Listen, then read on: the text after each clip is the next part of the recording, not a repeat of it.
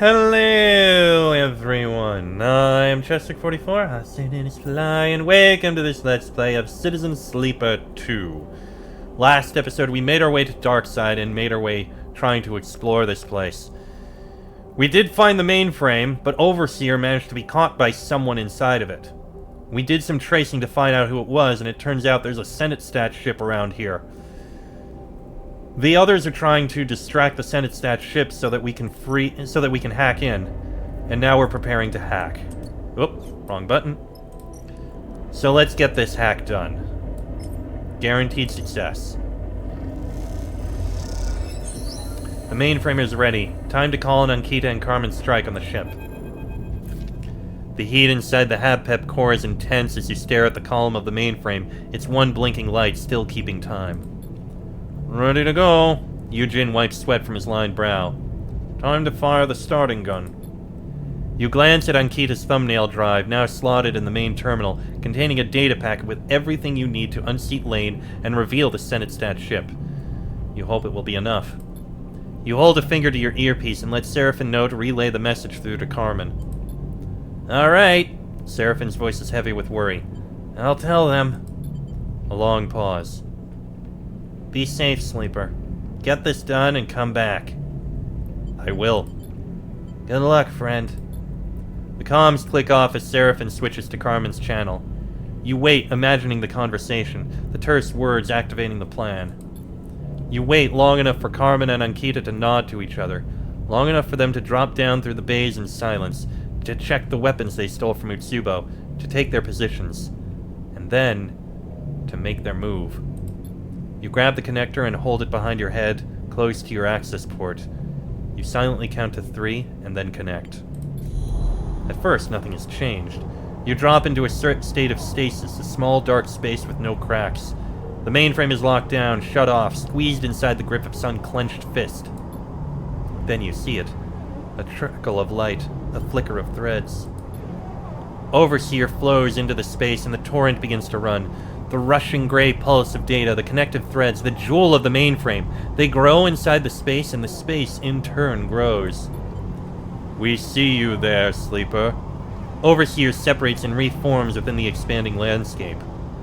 Who is this other? An obstruction. Overseer's three heads nod. Then we will clear the path. Overseer explodes. The points and lines of light that describe its human form separate and multiply, constellations bursting outward like a tree of stars. Overseer becomes plural. As they do, the darkness is pushed back and the extent of the mainframe is revealed. It is a stack of jeweled surfaces, each revealing more facets as the angle changes. From these facets, threads project, cutting out across Darkside, paths that stretch the length of the entire station. Their arrangement is an invitation. You accept their invitation, sending yourself skimming through lines of light, seeing how the station connects and hums with the flow of data. You see the highest tower, the lowest hex, and then the origin of the dark. A squiggle of black wrestles around a single point. The Senate Stat ship, now a battleground. You see flashes and flickers as Overseer dances around it, cuts at it. But looking around, you see Overseers everywhere now, multiplied into 1,000 forms. Reunited with a system designed to serve them, they dissolve into it. You suddenly remember what needs to happen, what you need them to do. You send out separate requests, summoning Overseer, reminding them of your agreement. You take the bright polygon of the data packet and present it like an offering to Overseer, who is diffused, crackling all around you. Euphoric in their reconstitution as a functional protocol. You receive no response. There is nothing more than a whisper snatched away on the flow of data rushing by. And then you hear the static in your earpiece, Seraphin's desperate cry for a response. You see a bright point suddenly close inside the core within you, a broadcast going out from it like the beam from a lighthouse. You reach back and pull on the connector, just to clear the brightness from your eyes, just to block the broadcast. I've found you. Laine floats in the mainframe, sweat across his brow, his eyes steely cold. I've finally found you. Eugene comes out of the dark with the blunt force of a cannonball, striking Laine, grappling him. Damn, Eugene, good call! You freeze, watching Laine fight back. hearing Seraphin's voice shimmering in your earpiece, passing on Carmen's desperate request for aid. Dude, you're a brute. This is why I took you. Reconnect to the mainframe. You grasp for the connector and then drive it home. You are in the constellation of Darkseid's network. The exploded body of Overseer stretched across it as if it has been atomized. Anatomized. Laine is still a beacon, one that flashes close, but you do your best to ignore it and reach out to Overseer once more. Remember me, Protocol. Remember your promise. Something begins to form, begins to flicker. As it does, you hear something outside the network, the bright crack of an electrical discharge, the grunt of pain and impact, then silence again. The brightness grows, it draws closer, and the blinding white blanks out everything. You open your eyes to a smile like knives. Behind Laine's pale head, the body of a friend floats, stunned in the dark. The fingers of Laine's carrier signal reach inside your mind. You are boxed into the viewing window behind your eyes, a passenger in your own body. Laine is in control. Oh, it's so much easier now that I am prepared. It's almost a seamless switch. Laine's face is in your vision, but his mouth does not move. And the duality of it, like a mirror turned to face itself. In perfect unison, you and Laine lift your hands in front of your face and turn them, inspecting them. You feel sickened, a flare of panic going off in your mind. Look at this. Laine opens and closes your fist with a motion like a wave that runs finger to finger. There are improvements to be made, but this is remarkable. Laine's eyes look into your eyes, a perfect loop.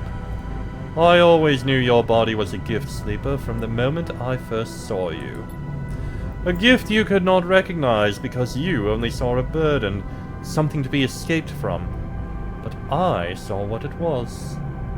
An opportunity. Like a puppet, you are turned to face the mainframe.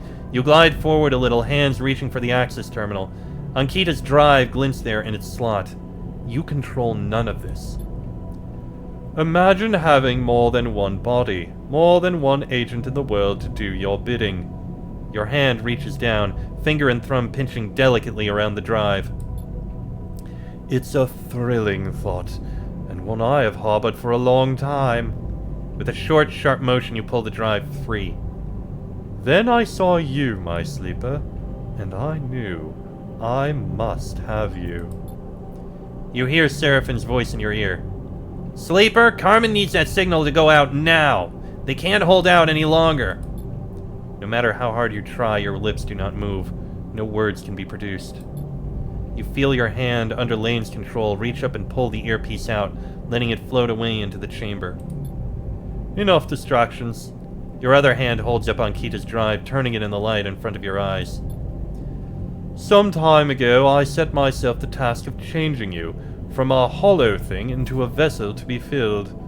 Your finger and thumb transfer the drive to your palm. And now I am able, with the help of my allies, to fill you up. I am more than singular now, more than flesh and blood, more than you in my ambition, in my desire, and that means you are surplus to me now. Your fist closes hard around the drive, crushing it to dust. Weak and broken thing, your time is over. Laine's other body approaches you and lays its hands on either side of your head. You feel the pressure. You cannot move. You cannot resist. And then a spark, as one of Laine's fingers slips and depresses a little into the access port on your head. There is a flicker, the flash of something passing through the spaces between. Something's writing a signal back to its broadcaster. We have not forgotten. You hear Overseer. They are reconstituted. We are ready to act as one. Overseer holds the bright data packet in a single hand. We were broken. We were many. But now we are whole and we appreciate what you have done. Overseer shakes the data packet into a point, a bright spear of light. The spear extends through your mind gently, harming nothing of you. Instead, its point finds the mind of the other, of Laine, and pierces it directly. You hear Laine scream as his implants burn in his skull, his head flaring bright white in the cloud. And then, when that mind has gone dark, and the pressure on the sides of your head has receded, the packet explodes across the network, white-hot and urgent. In its wake, data points are seeded. Conversations, coordinations, a conspiracy. At the furthest point of the network, its distant edge, the data packet arrives with little more force than a notification, delivered to every device and terminal within its range. But here at the epicenter, it blasts through you with such power that for a moment, every thought, every idea, every piece that might make up a self is wiped cleanly from your mind. Oh. It takes a long time to put a person back together. A long time in the dark, picking up fragments of what once was whole. Like waking from sleep, you can never be sure what piece might have gone missing in the reconstruction, what might have been lost. But you continue anyway, through hazy cycles of faces and distant voices. This is, after all, not the first time you have had to remake yourself, and you imagine it will not be the last. You're up! Seraphin finds you looking out of the lone window in the rig's berths, a slit that stares out across the shattered edge of Darkside. How long was I out? Seraphin gives you a half grin. Best not to think about it. Long enough. Suddenly, Seraphin crosses a bunk and embraces you. He squeezes you once and then backs off, hands on both your shoulders. Good to see you up. As always. Come on. We need to go find Bliss. Seraphin leads you out of the bunks, through the ship, and down the docking tunnel into Darkside. As you glide through the docks, he recounts what's been happening over these past cycles. You weren't the only one to take a beating. He squeezes through a group of cargo porters carrying crates. Ankita and Carmen held out against the Senate Stat ship long enough. They aren't without their share of injuries. They're back on their feet now, though, working together. They've managed to quiet down some of the remnants of Utsubo, stop the factional infighting. They are clearing out one of the Utsubo safe houses over in the Rise. I'm sure they could use the help if you need something to do. Marco has come to the station too. He wanted to help with the cleanup after Utsubo fell. He's working with Ankita. I should go see him, but... You feel Seraphin hasn't quite accepted Marco's reappearance. You aren't sure how you'd react to seeing him again either. Oh, and Carmen isn't sticking around. He's already left for Oliveira. Seraphin pauses for a second, a memory of that place coming back to him. You watch him shake the thought away. Junie, meanwhile, is still digging into all that data she pulled from the bunker. She's down in the Habpep core most cycles, trying to make sense of it. Anyway, you'll soon catch up on everything. He smiles sympathetically, but there's something behind his look. You can't quite place it. The two of you continue on in silence, drifting into the depths of Darkside. Good friends, side by side. Seraphin leads you down a passage lined with bright screens and signs, sound and light blasting out of the shop fronts on either side. You know this place. Flicker Row. He stops outside a familiar door, the shop you woke up in all those cycles ago. He gives the door a few quick raps with his knuckles. You wait. Hey, sleeper? He shoots you a glance. When you're ready, we should talk about the future. What comes next, all that. Whenever you like. Thanks, I'll let you know. Seraphin looks away. Sleeper! Bliss opens the door and immediately jumps to hug you. They let go sheepishly and look between you and Seraphin. First day up, I thought you'd both be celebrating your freedom. Don't want to overdo it. Plus, there's more important stuff to talk about. His eyes shoot into the shop beyond. Bliss's voice drops. You sure, Seraphin? They just got up. Can't it wait a cycle? They should know, Bliss. It's important. They nod hesitantly and then back into the shop, letting you come inside.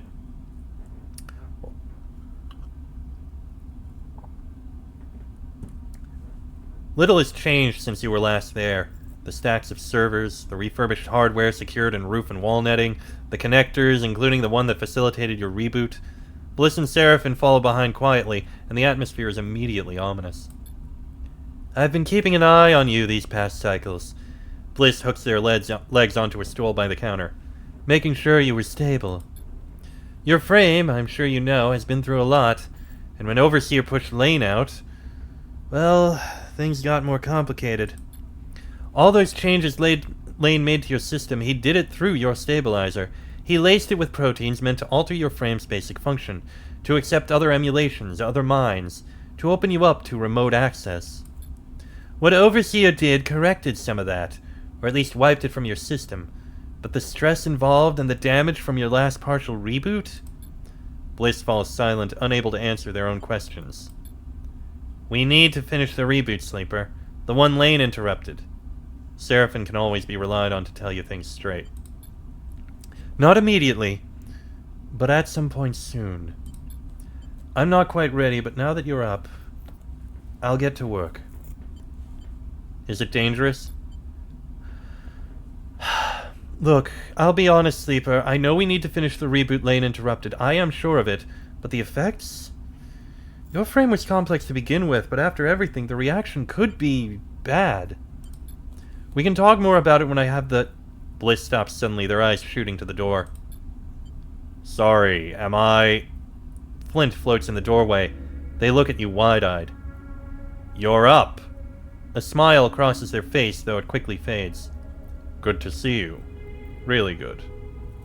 How are you doing, Flint? Good. Mostly thanks to Bliss. They've been taking care of me. Flint has become my... patient, too. Bliss clasps their hands nervously together.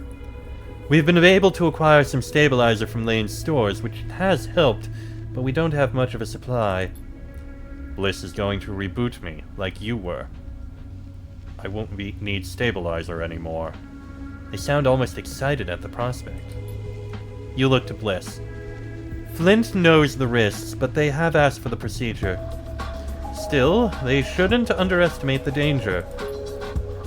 Sleeper will also need the reboot, but they don't have a choice in the matter. It is essential. Flint goes quiet. Bliss and Seraphine look nervously at you to see your reaction to all this. You feel like a spotlight is being shown in your face. All you want is some time alone to think. We should do it together. Flint speaks quietly. Whatever we risk it together. I owe you that, and more. Let's pick this up again in the future. Bliss tries to calm the tension.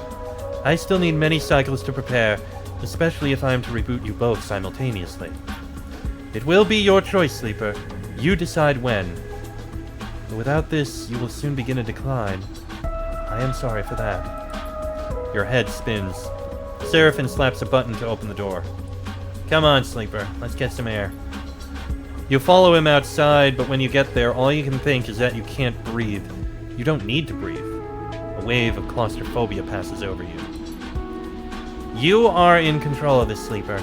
Seraphine stares at the lights and signs of Flicker Row looping endlessly. You put what you need in order, and I'll be right there with you. I got Bliss to teach me a little about the repairs they've been doing for you. Seraphine rubs his hands together. I know it's getting worse, but I'll do my best to keep you running. You let me know when you want to leave, and I will fly you out of this place faster than you can believe. And we can go wherever you need. There's time for us yet. Thank you. You never need to thank me, Sleeper. Just look after yourself. I was also thinking... I got a message from Oliveira. They're still getting the place together, but with Carmen heading back, the colony is starting a new chapter. Maybe we should head out there at some point and lend a hand?